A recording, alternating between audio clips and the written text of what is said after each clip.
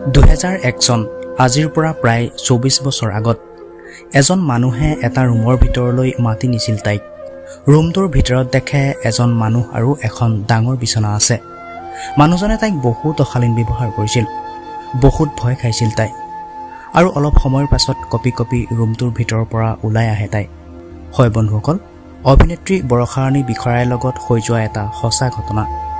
কেনেকৈ বাচি আহিছিল এটা বন্ধ কোঠাৰ পৰা, কোনে অভিনেত্ৰীগৰাকীৰ লগত কৰিব বিচাৰিছিল কুকৰ্ম, এই সকলোবোৰ কথা আজি এই ভিডিঅ'টোৰ জৰিয়তে জনাব বিচাৰিছো। গতিকে ভিডিঅ'টো শেষলৈকে চাব।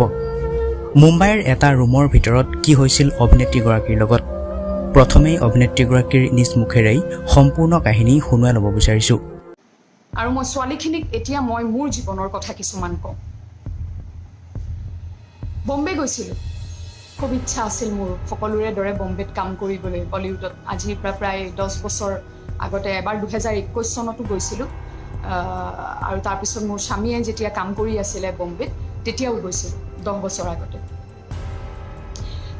2001 চনত যেতিয়া গৈছিলোঁ। 2001 চনত যেতিয়া গৈছিলোঁ এনেকুৱা কাষ্টিং ডাইৰেক্টৰ লগ পাইছিলোঁ মই, যিবিলাক কাষ্টিং ডাইৰেক্টৰে মাতি লৈ গৈ পেলাই বাহিৰত বহি থাকোঁ, যিটো বাহিৰৰ অফিচ, মাতি নিয়ে ভিতৰলৈ, কয় আহি মেডাম আকৌ আণ্ডাৰ বোলাই আহে। ভিতৰলৈ গৈ পেলাই দেখোঁ এখন বিচনা আছে, তাৰ কম্পিউটাৰৰ সন্মুখত মানুহজন বহি আছে। বহি পেলাই কয় মেডাম आपका प्रोफाइल बहुत अच्छा लगे, फोटोज भी अच्छे लगे, কি দিব আপুনি মোক? আপোনাকতো আমি নাম দিম, চহৰত দিম, পইচা দিম, আপুনি কি দিব? মইতো কপি আছোঁ, বিচনাখন দেখিয়ে কপনি আৰম্ভ হৈছে।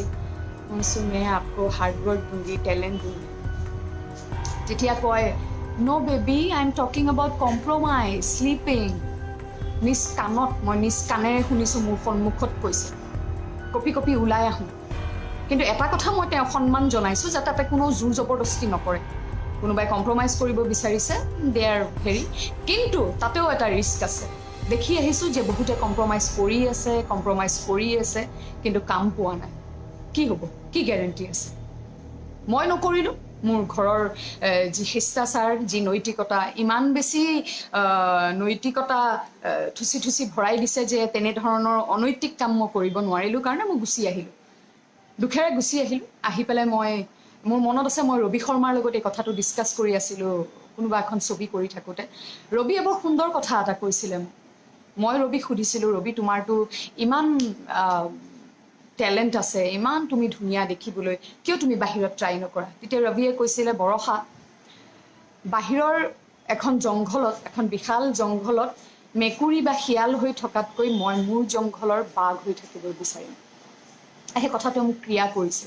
তেতিয়াৰ পৰাই মই ভাবিলোঁ যে মই নিজৰ ভূমিত, অসমত ভাল কাম কৰোঁ। ভাল কাম কৰিলে নিশ্চয় কোনোবা এদিন চকুত পৰিব। আৰু মই এটা কথা ক'ব বিচাৰোঁ যে সফলতা কেতিয়াও সহজে কোনেও পাব নোৱাৰে। সফল হ'বলৈ বা সফলতা আৰ্জিবলৈ মানুহে কষ্ট কৰিবই লাগিব। ইয়াৰ কোনো শ্বৰ্টকাট নাই। ছাকচেছৰ কোনো শ্বৰ্টকাট নাই। You have to work hard, you have to be dedicated.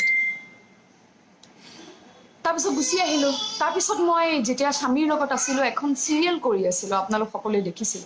এখন চিৰিয়েল অৱশেষত পালোঁ। পিছত আৰু যেতিয়া বহুত বছৰৰ পিছত, 7-8 বছৰৰ পিছত গৈছিলোঁ, চিৰিয়েল এখন পালোঁ। চিৰিয়েলখন কৰি থাকোঁতে যিজন ডাইৰেক্টৰ, এদিন তেওঁ মোৰ পিঠিত হাত ফুৰাই কথা ক'লে। কোনোবাই পিঠিত এনেকৈ পটককৈ হাতটো মাৰি কথা ক'ব পাৰে, সিমানখিনি লিবাৰেল, সিমানখিনি অ'পেন মাইণ্ডেড মই হয়। কিন্তু হাত ফুৰোৱাৰো আমাৰ নাৰীসকলৰ এনেকুৱা এটা ছিক্স চেন্স আছে, এনেকুৱা এটা ইনষ্টিংক্ট আছে যে আমি গম পাই যাওঁ যে সেই হাত ফুৰোৱাৰ অৰ্থটো কি।